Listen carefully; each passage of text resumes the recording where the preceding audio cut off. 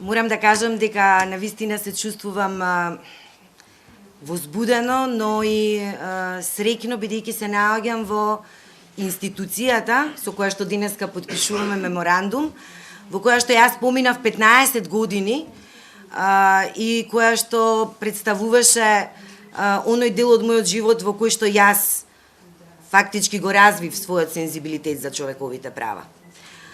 Мислам дека нема да кажам ништо ново ако заклучам дека децениското владење на политичките партии, кои што во себе содржаа исклучувачки политики, не удрија печат само на човековите права.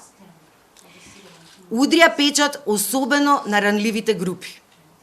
ЛГБТ заедницата во Република Македонија во последните 5 години и особено од кога беше отворен ЛГБТ центарот за поддршка, се соочи со безброј напади,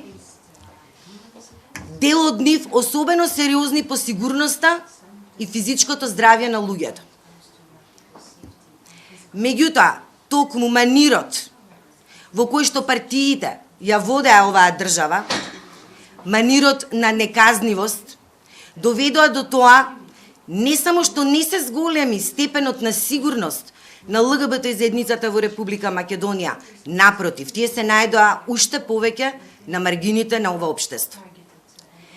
Јас денес им благодарам на Американската амбасада во Република Македонија, на USAID, програмата која што ќе ни овозможи да го подобриме статусот на ЛГБТ заедницата во Република Македонија, заедно со нашите верни и долгогодишни партнери, Коалицијата за сексуални и здравствени права на маргинализираните заедници. Меморандумот што денес го потпишуваме е фактички официјално започнување на едната компонента од проектот, а тоа е соработката со Народниот правобранител.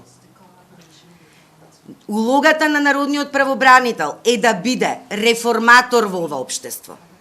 Народниот правобранител постои за да ги коригира оние кои што се забораваат до каде е границата на власта.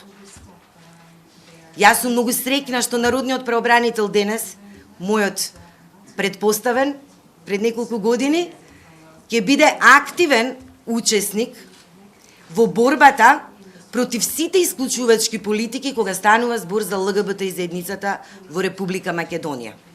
На крајот ќе заклучам со тоа што ќе кажам дека ЛГБТ и правата се човекови права.